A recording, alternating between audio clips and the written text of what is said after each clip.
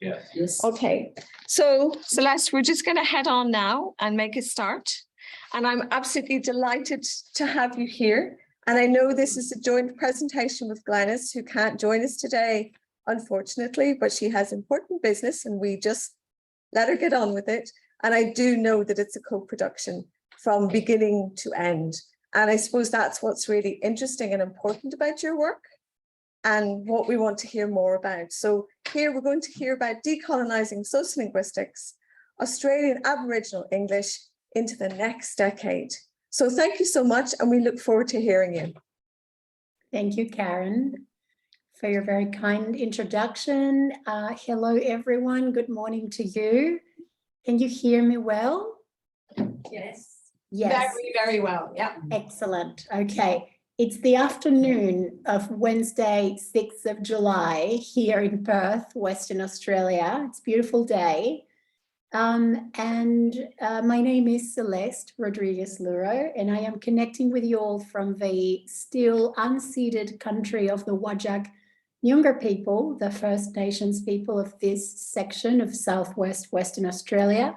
I would like to pay my respects to elders, leaders, and communities. This has always been and will always be Aboriginal country. I also wish to let you know that unfortunately, as Karen was just mentioning, my colleague and collaborator Glenys Collard is unable to make it today. She is on sorry business. And the good thing though is that you will get to hear a little bit of what she has to say later today, as we were able to pre-record some material. And of course, thanks for inviting me to share our research with you all. Congratulations to Karen and her team on putting together such an engaging and cutting edge meeting today. It's really, really exciting.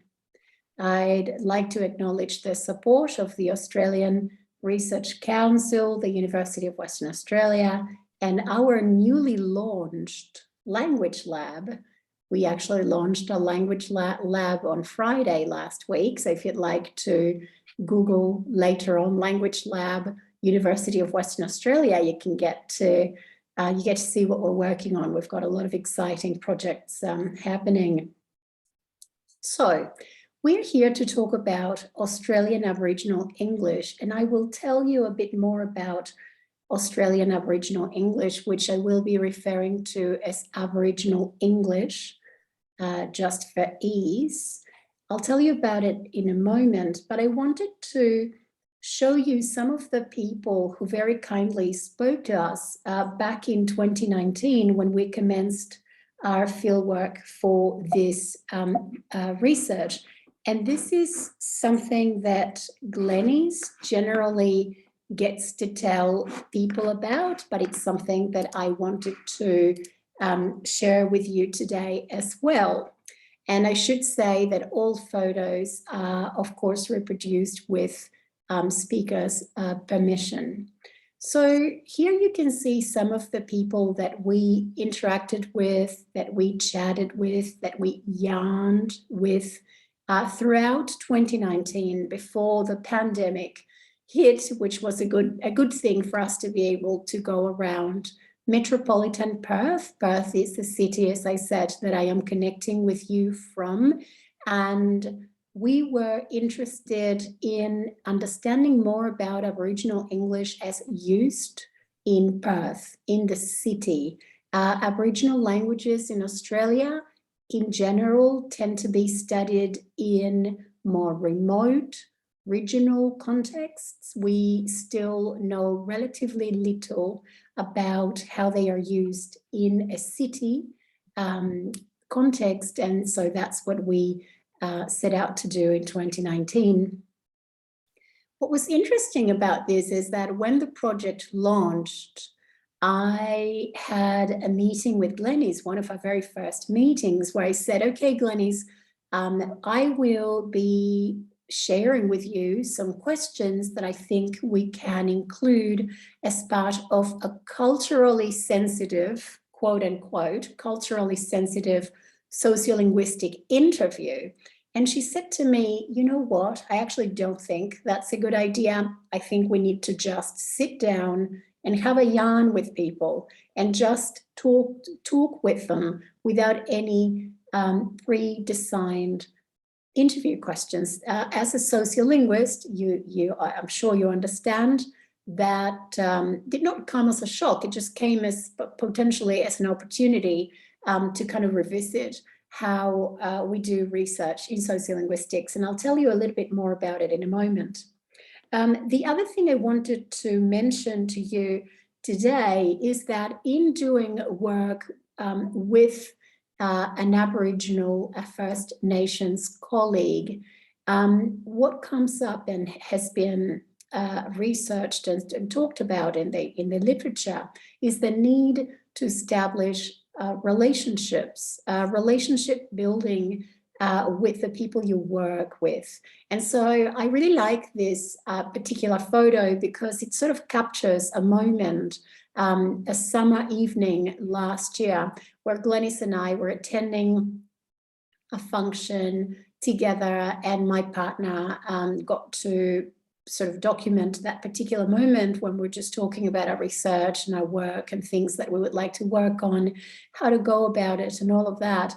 And we are in touch pretty much every day. So the research that we work on and what I'm presenting today is not a one-off. It's not the product of parachuting into community and then leaving and sort of writing up the findings and authoring the work alone. It is a matter of relationship building, and it is extremely important when it comes to doing research with and for First Nations people here in Australia, and we could extend it to other contexts, I'm sure, when it comes to decolonising, to sort of think about relationship building and what that means and how to work two-way. And that's something that Glenys believes very strongly about, and so do I.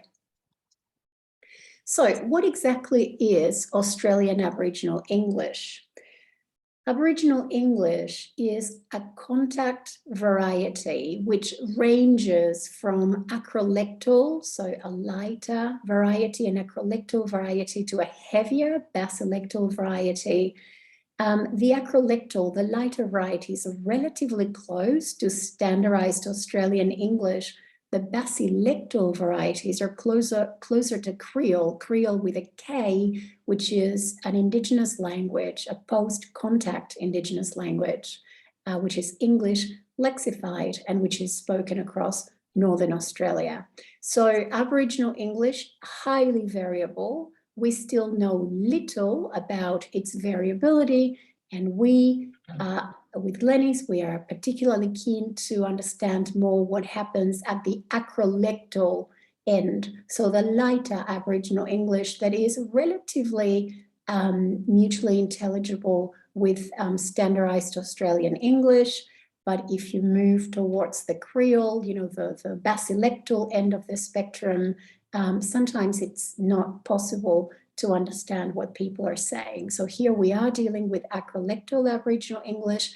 There's a really good definition of what it is here by Diana Eads. Diana Eads you may have heard of, very widely published, very well-known sociolinguist. She says Aboriginal English involves systematic dialectal differences from general Australian English in accent, grammar, word choice, and meaning, pragmatics, discourse structure, and cultural presuppositions. So the differences are many and at different levels of linguistic structure. Some of you may be keen to know a bit more about the origins of Aboriginal English. We don't really have time today to go into the origins of Aboriginal English in depth, but, and again, there's no definitive answer as to exactly how Aboriginal English emerged. And the question really is one of, to what extent did ancestral, traditional Australian languages, Aboriginal languages, impact what Aboriginal English is today? What's the impact of English, the English brought by the invaders / colonizers into Australia? what is the impact of Creole into Aboriginal English? And so we don't have time to go into this, although these are very interesting questions. So what I'm going to do is I'm going to read out a passage from one of our language and linguistics compass publications. This one came out in 2021, so last year, and it says, while some scholars have posited that Aboriginal English is chiefly an Aboriginalized version of Australian English, most indicate significant influence of Pidgin and Creole roots. Linguistically, the precursor of what we now call Aboriginal English was a mixed jargon, which was perceived as a broken English or foreigner talk by the British invaders. At the start of British occupation, the contact variety started off as an unstable interlanguage, subsequently transitioning into a novel Pidgin, which has been called in the literature New South Wales Pidgin. And this is work by Jacqueline Troy, who is a First Nations scholar at the University of Sydney. This Pidgin was first used for communication with the British and later extended to address other Indigenous communities in the Sydney area. So we're very familiar with this sort of history in linguistics, and Aboriginal English is no exception. But if we hop back to present day Australia, this idea that Aboriginal English is broken in some way, unfortunately persists. And we, in this particular publication that we produced with Glenys, we talk about 10 ways that Aboriginal Australians have made English their own. And I think this has been one of the most important goals of our research together, this decolonial research that Glenys and I are involved in, to really present to lay people a very different view of what Aboriginal English is, that Aboriginal English is indigenized English. It is an English that has been made Aboriginal throughout its history, and not as long as the history of Australian languages, ancestral Australian languages in Australia, which date back to thousands of years, but still it is important to change the conversation around what may be perceived as a broken variety of English. We also wanted to briefly mention that we use the label Aboriginal English, but that linguists have not really agreed on whether this is the best way to go about it. Diana Eads, for example, uses the label Aboriginal Ways of Using English. Others have used labels such as Aboriginal Englishes, but here we follow Glenys Collard's lead. And Glenys's position is that Aboriginal English is akin to the Aboriginal flag, which you can see here on the slide. It may mask variability, but it does allow for greater visibility for this variety and its speakers and communities. In case you're wondering what exactly makes Aboriginal English unique, these are some of the very many linguistic features that we identified in our corpus. You can see phonological features in purple, morphosyntactic features in light orange, semantic features in yellow, and so on. Many of these features are actually also attested in other varieties of English. I mean, Karen was telling me last week, just a quick email interaction, that the word yarn and yarning is also attested in other varieties of English. And yes, absolutely.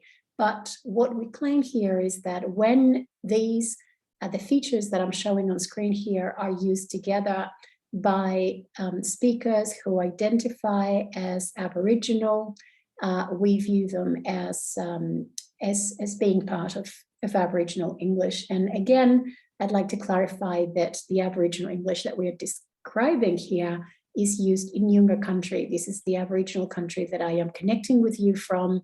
It is by no means, we're by no means claiming that the exact same features are used across Australia, although of course some of them are, some of them are not. It still remains to be determined empirically what exactly is going on. So one of the really interesting things, and I really hope that that the chat comments are not comments about, yes, okay, that's been, sorry to just take you a break there, because if someone's saying we can't see you or hear you, then what am I doing? But one of the things that we really like about our project is that this is the first study of discourse, pragmatic variation and change in Aboriginal English. And it's also, as I was sort of mentioning before, the first variationist study of urban Aboriginal English. There are some studies, sociolinguistic studies by Sally Dixon, Deborah Lokes, and John Mansfield. These are three of my talented, wonderful Australian colleagues in different parts of Australia, but no one thus far has really documented Aboriginal English in the city, and this is what we are doing in our project.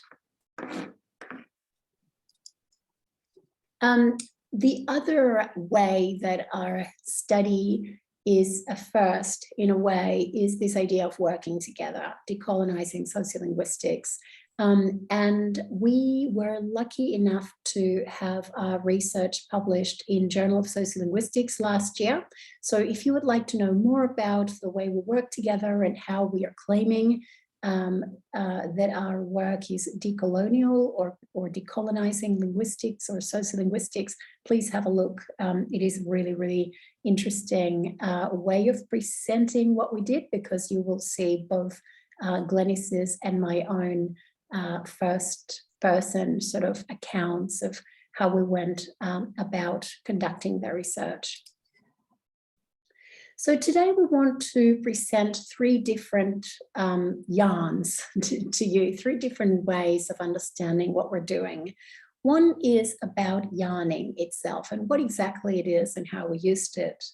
The second one relates to heart health, to a medical message conveyed in Aboriginal English. And I think at least one of the students that I mentored yesterday at the special session was really keen to know more about outreach and how sociolinguists can sort of make outreach happen. And so I think that's interesting to mention. And then we'll sort of finalize with some notes on decolonisation.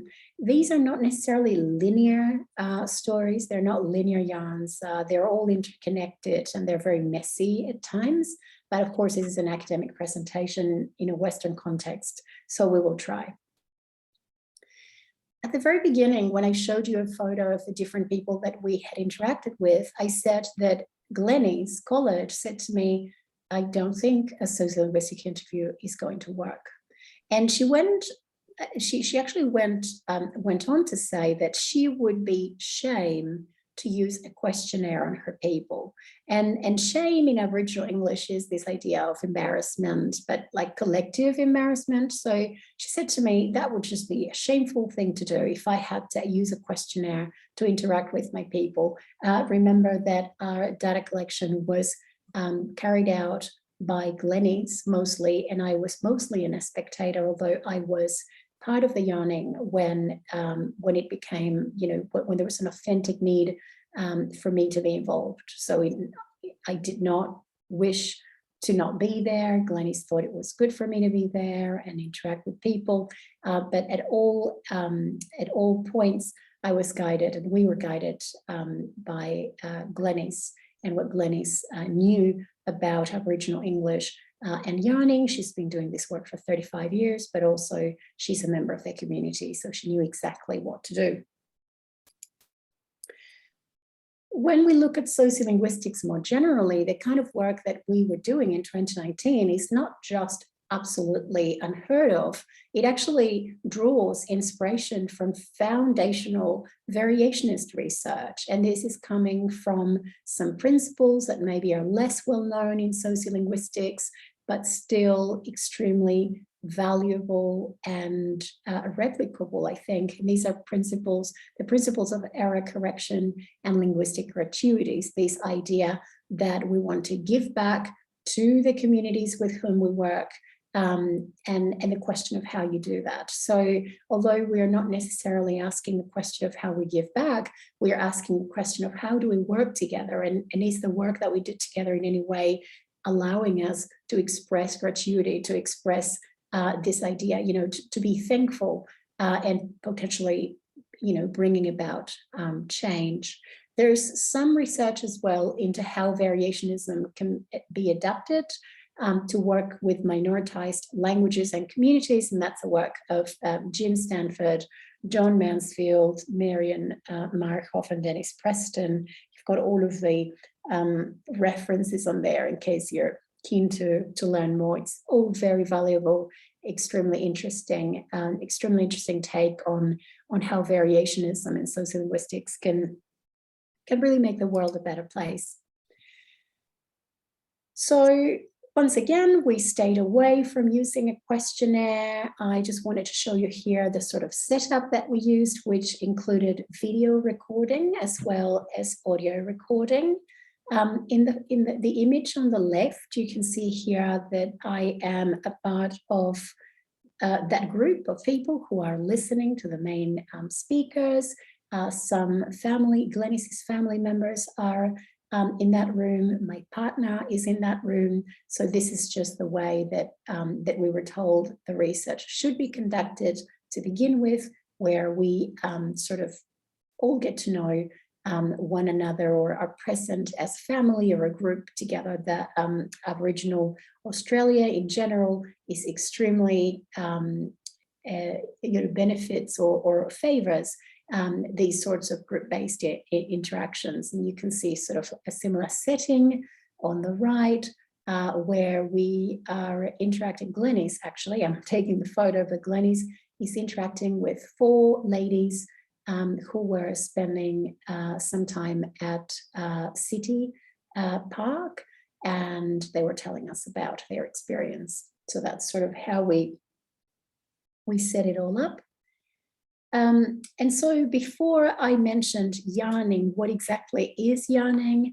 Yarning is an indigenous cultural form of storytelling and conversation, but also very importantly, it is a process of making meaning, communicating and passing on history and knowledge. It's the way that Aboriginal people and specifically speakers of Aboriginal English get to do knowing and pass on knowing, different ways of knowing, different ways of being. And we thought that, and Glenys was very strong believer in that, it's all in the yarning.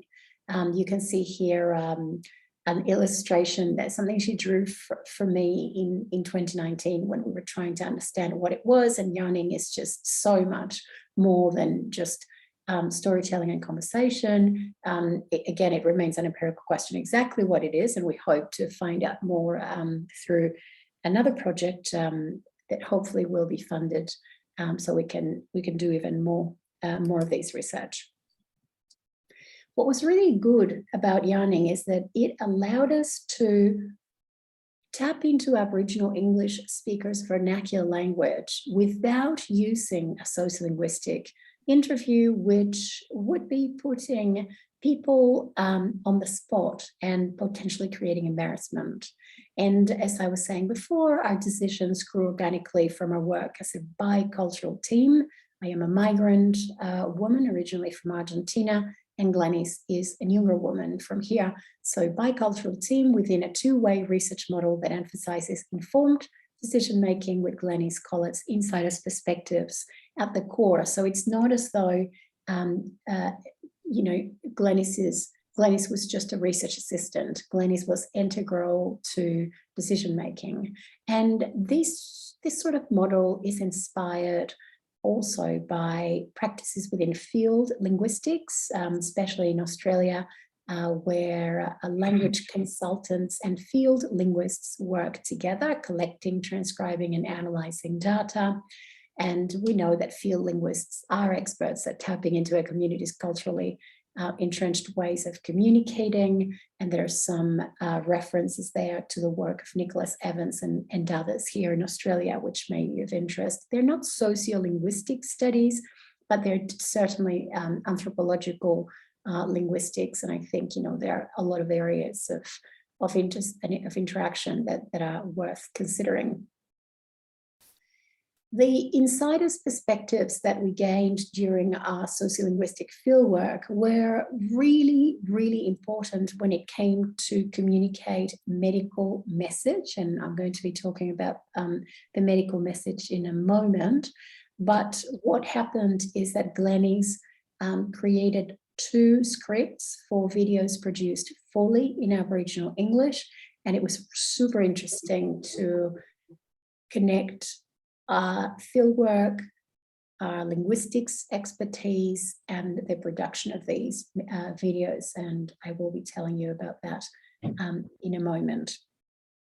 When looking at the kinds of language that came up in those yarning sessions, most of the, or at least a lot of the interactions were about Aboriginal accounts of Aboriginal stories. And they included what William Labov has called the language of life and death.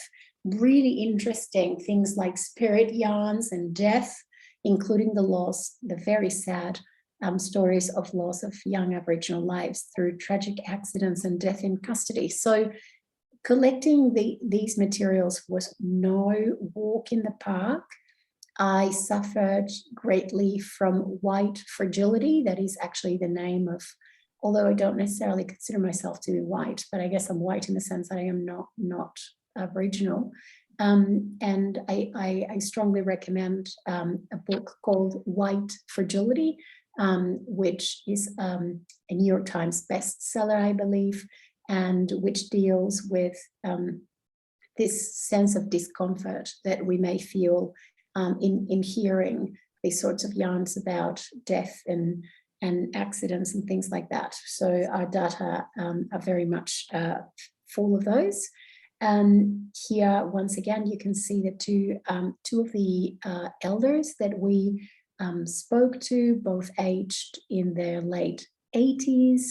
And here the female speaker, the female elder, was telling us a story called The White Lady, about a mysterious incident which took place one night in the speaker's relatives' camp. And the story is told first by the male speaker and expanded by the female speaker. So I wanted to play one of these for you to get a sense for what Aboriginal English sounds like. Hopefully the sound quality will be good enough. It's the best we can do. Anyway, she was holding me there, holding me so hard too. Oh my God, I said, well, we must, this old lady, this old Noongar lady was trying to give me a message, I said, about something. What, she said, because she grabbed me and held me tighter like, and I got up to cry, and she cried, what, sister, what happened?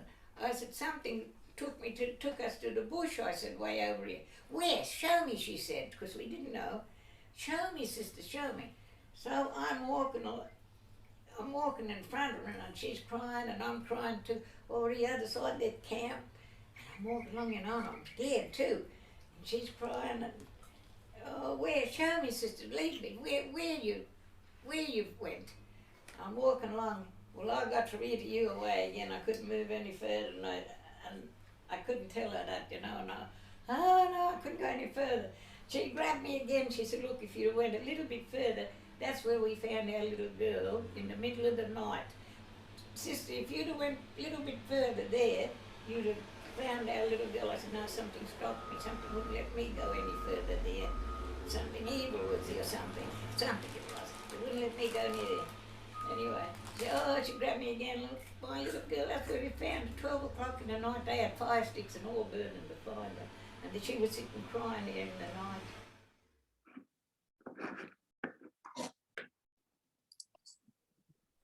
Anyway. So what happened after we collected our data was that we were able to use our expertise in the production of medical media that was fully produced in Aboriginal English. After a very productive year throughout 2019, collecting the type of vernacular data that you've just listened to, we were approached by the Heart Foundation to produce some medical media. And this was important because First Nations people in Australia are twice as likely to die from cardiovascular disease than non-Indigenous Australians. And because we know that despite this depressing statistic, First Nations media tend to be produced in what's called simple English. Drawing on the model created for our sociolinguistic fieldwork, namely that of yarning, we proposed a collaborative model to create medical media in Aboriginal English. So let's watch the videos and then I will play two portions of a conversation that Glenys and I had to be able to understand how we did this work together.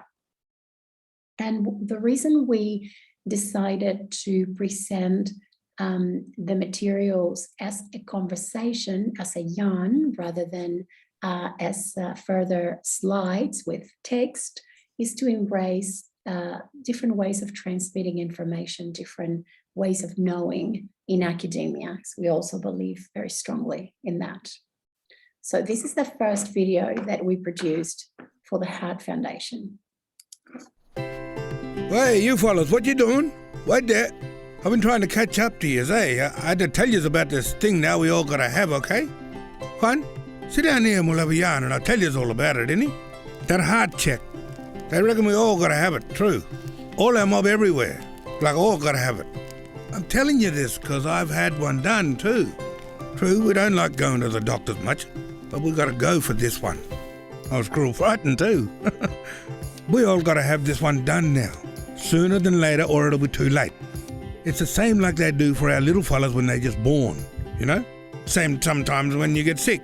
Just the same like that one. They might ask you some things like talking about your family, your smoking, your food, your walking. And then they do this test, like blood ones for sugars and kidneys and even cholesterol. That's too much fat in your blood. Then they send it away for tests. Then they do your blood pressure one and then they listen to your heart. And then it's finished like. They're doing it now because a lot of things can make your heart crook, especially if your family mob had a bad heart or was pretty young when they passed away. So you just got to get that heart checkup done, you fellas. See your doctor, your nurse, or your health worker today and get your heart checkup done for free. Hey, you fellas, what you... This is our second video that was also fully scripted in Aboriginal English.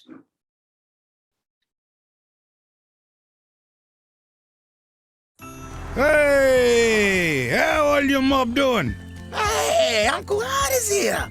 Pulling right here, Uncle. Keep coming, you right? You had to feed Uncle, or you right? Yeah, my boy, I'm right. Hey, drink the tea be good, but... Hey, I just want to have a yarn here with you mob, innit? You right? I've been clinic today. Ask them if they seen you and your family.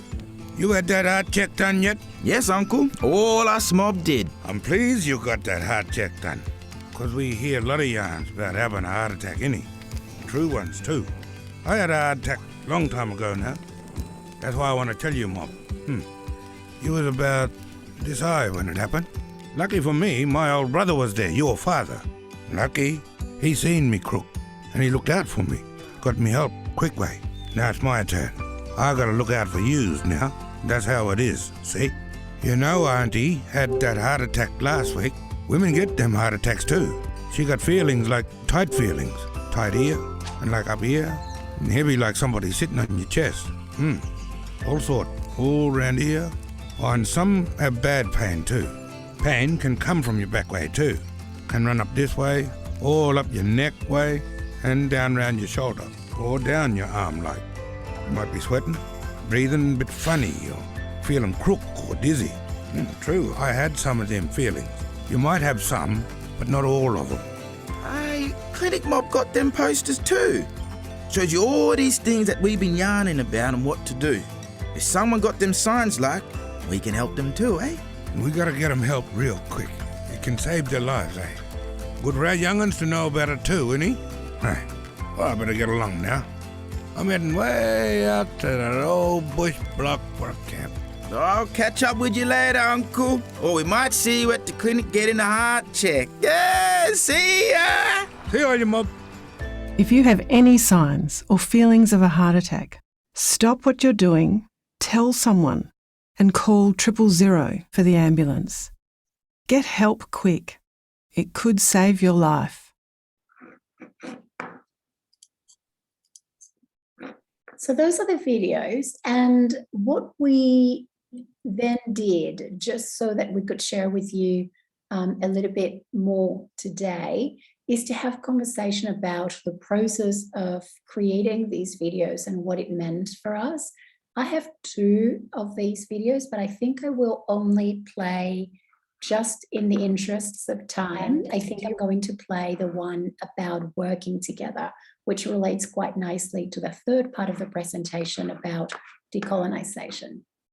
And so one thing that I felt when we were working on the first video last year was that there was a very clear moment where I felt that all of the things that I had studied and learned in linguistics could be applied to creating a video, a resource. Do you remember when we had that conversation with the Heart Foundation to explain to them, you must have the video in Aboriginal English, and it must be the script that Glenys Collard prepared? Yes. Remember, we had that long meeting. And so so for me, that was a very clear way of thinking, well, the community has given us so much, their voices, their time, their stories, their yarning. And we captured it in 2019 when we were going around and you were taking me to all these wonderful places. And we've written about this and we've published about this, but it was a very nice coming together of what we had achieved and learned through your very long time doing this research, and it's the type of research we've done together as a 2-way team, and then producing something that anyone can access on YouTube or through these video brochures that are distributed to communities. I'll just quickly show what they look like inside. You play your videos in here. And so, it was a really lovely way to see linguistic knowledge being used to produce something that would make people's lives a little bit better, hopefully. It's really interesting you say that, because you're yarning, so it's coming out, it's natural. As soon as I write that down and you put that verbatim, as people say, do you know that they find that hard to read? Yes. Well, I think the actors were brilliant. Kelton Pell and others. So some younger actor. He's a younger actor. So he did work with us on something so many years back, but he knew what we were talking about, that home, the way we talk at home to our mob. Yes. So without him going into any linguistic explanation, he understood what it was. Yes. What this reading, this yarn was. It's just us talking. So he clicked straight into it without even knowing it. But that's what isn't happening out there. Right. And we're not at, that's why. So what should we do? What should we do? All of us, linguists and community members and language workers and health workers, how do we make it happen? You have to work together. It's about teaching each other. And it doesn't mean I have to learn everything about it, because I'm not interested in exactly. What's the point? We're sharing. We're working as a team. But we've got to go. I want to help these fellas, so I need you to help me help them by doing. You set this thing, the camera stuff up while we have a yarn. That's it. Because we're in their space now. Now, when I say their space, we've just pulled up, got out the car, walked over, and going, girls, what you up to? That's in the fieldwork, our fieldwork in 2019. Yes. Oh, just sitting down, just yarning. Yeah, what you yarning about? You want to have a yarn with us? There you are, Zadie, what you doing? No, nothing. I'm like, you're just floating around, not doing too much. Oh, yeah. And I said, that New York there. And I just looked, and because you had nothing in your hand, I don't know if they just looked, they didn't say that watch a little woman or anything. So they were guessing. Well, I waited, maybe. remember? I Well, that's what I'm waited, and saying, then but when because you you've got a called me, little I bit of voice, approached. yeah. Yeah, They may have thought it might be her girl. Depends that's how it. I talk How to you then, talk to me. to you. Right. So then So they that's so know important then to have that Exactly. dynamic and that it's happening really right there working in front together, of them. because they can see it. They know they it, see but how they you- are waiting for Yeah. me. How am I addressing you Yeah. to come Yeah. include you in And this? also, I think it's not just working together, but also taking it seriously and It is. staying in that relationship for more than just a couple of Oh, months. yeah.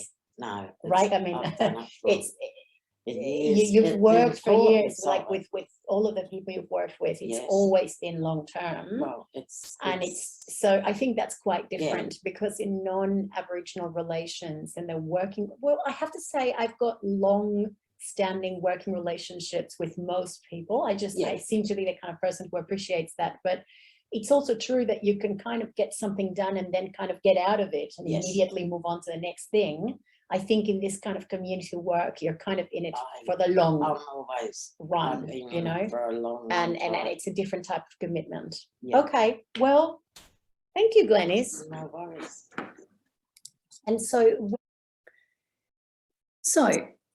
to conclude today, we wanted to just make a bit of a note about the importance of Indigenous perspectives and how they need to be honoured and respected in sociolinguistic research.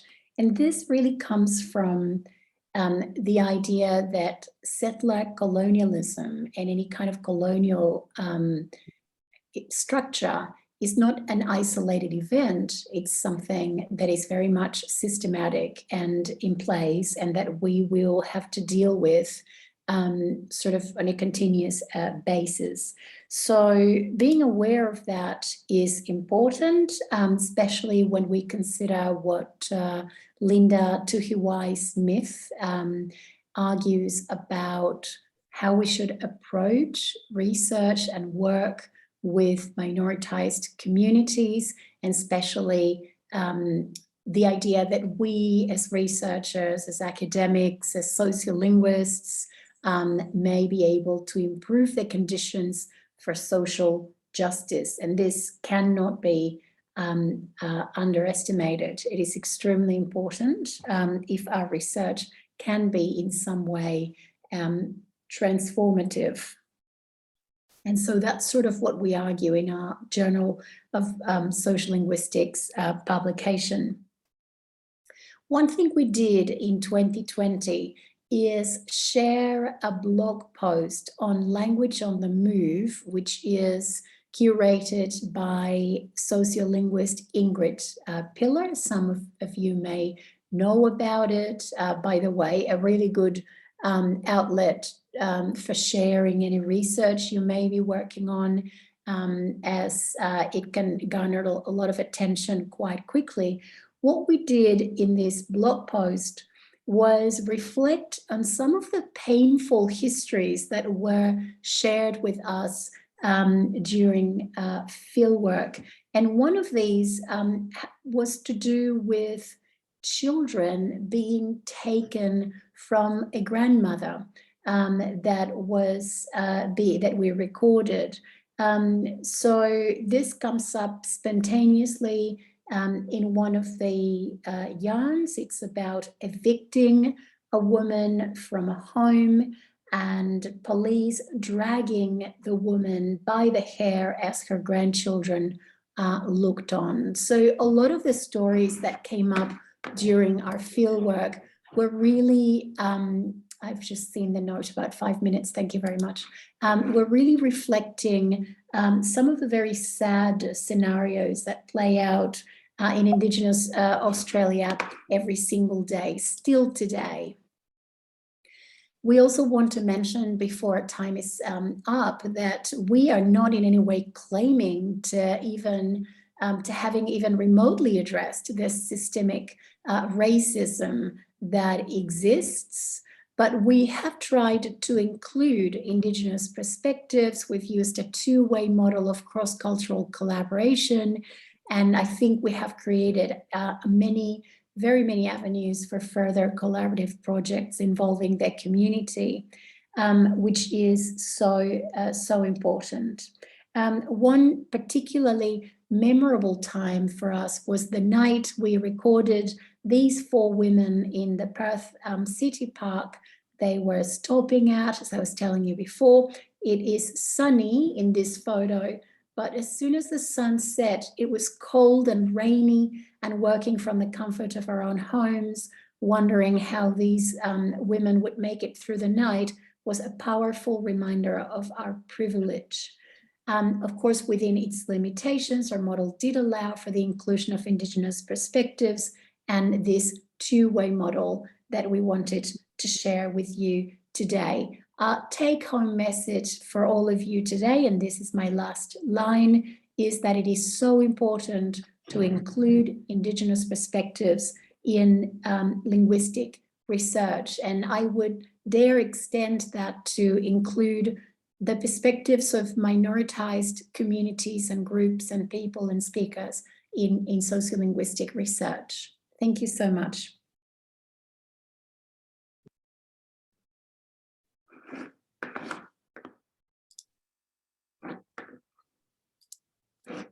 That was absolutely wonderful. I really understand now what you mean by the yarn. It's so emotive. Those stories are just so wonderful. Very hard to hear, I'm sure, too. Yeah, hard to hear literally, or I mean, sorry if the volume wasn't great. The whole No, I don't mean that. I know what you mean. Hard to, that's why I was mentioning white fragility, because you know, when I came into it, and this is where the 2-way work becomes really interesting as well, because as a non-Aboriginal, privileged, highly educated academic, obviously I was coming into it probably with a very naive sort of understanding of what the reality of Aboriginal people in Australia was. And I was, and still am, so privileged to have Glenys sort of guide me every step of the way. But at the same time, Glenys, you know, I'm a grown-up. I'm not a baby. And it's not, the onus is not on her to kind of take my hand so that I will not suffer. I mean, the suffering and the listening to the stories and feeling gutted was kind of, you know, was sort of meant to be all along, because it allowed me to kind of go, okay, this is hard. This will cause a lot of discomfort. I can see how a lot of people would not want to even necessarily read or listen to it. I can see how government policy, any type of policy, and if Glenys was here, she would be saying this, you know, that until her people's voices are actually heard and honored and considered, none of the policy, none of what is produced for Aboriginal people will actually be for Aboriginal people. It'll be for non-Aboriginal people and their take on what it means to be Aboriginal.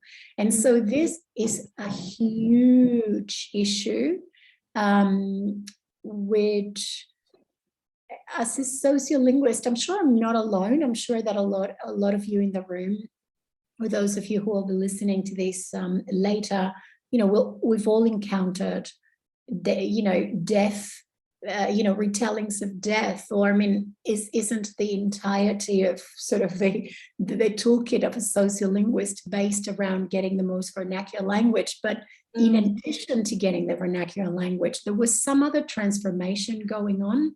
And I think maybe that's what you're referring to, Karen, as well. And that's what we tried to document in the Journal of Sociolinguistics paper.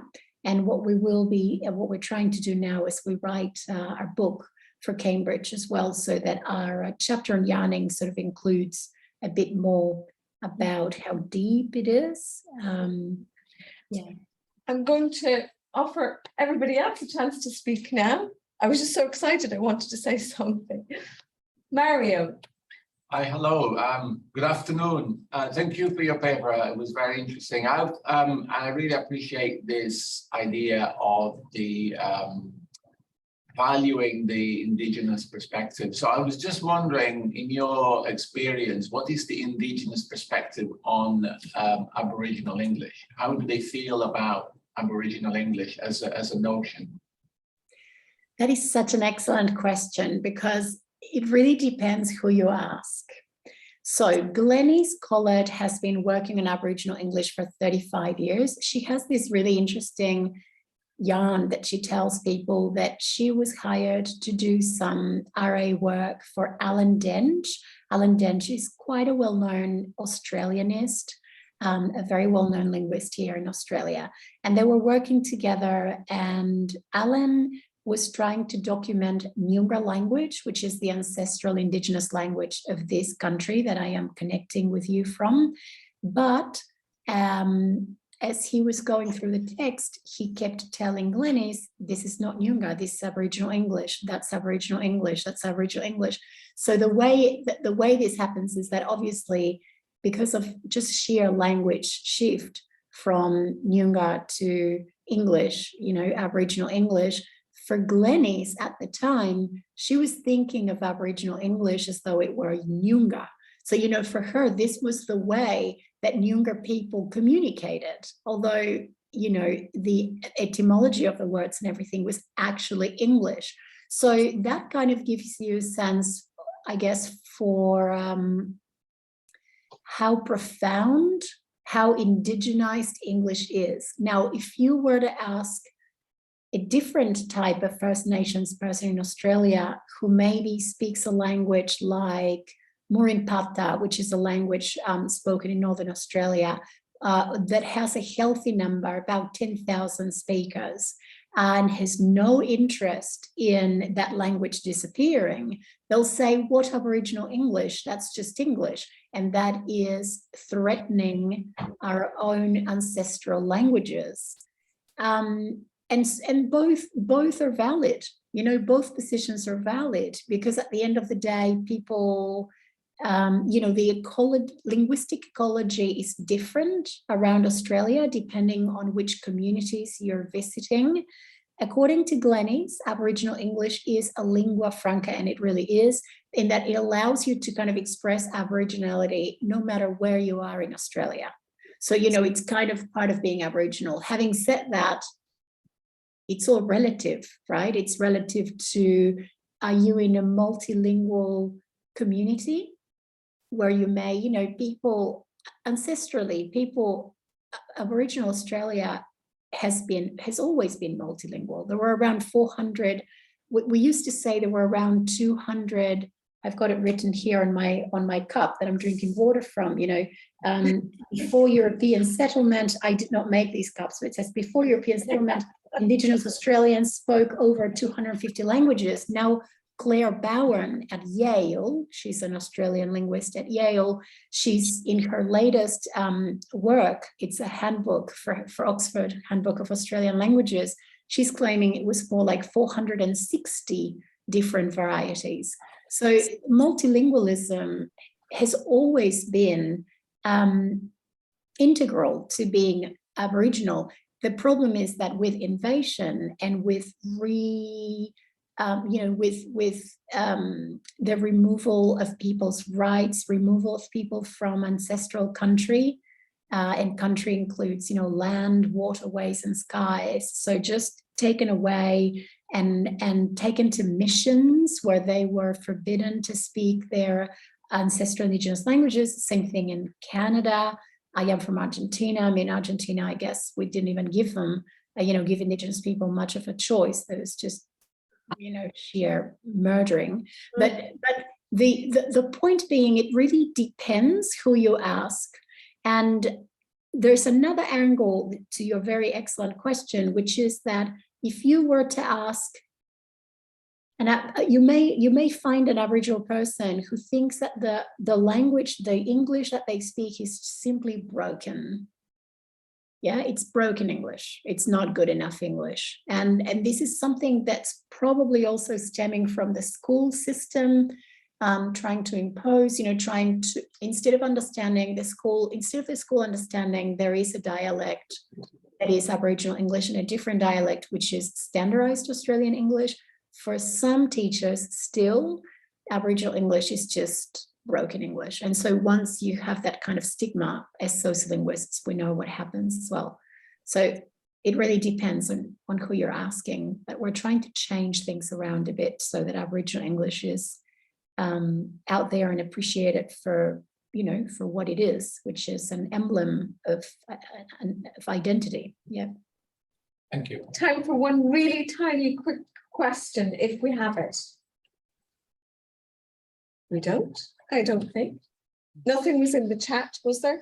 There was one question in the chat, but I'm not sure whether it was tiny enough. Okay. Minutes we have Well, remaining. you know, it comes from a former PhD student of mine, Suad, who will be perfectly able to write to Celeste herself and ask that question direct. And I'm sure Celeste would be delighted to have it by email. Yes, of course, that's not a problem at all. And listen, thank you so much. This has been wonderful. And you have no idea, because I guess you've not been here watching everything at the same time as we have, how on message what you've just said is to the rest of what we've been talking about.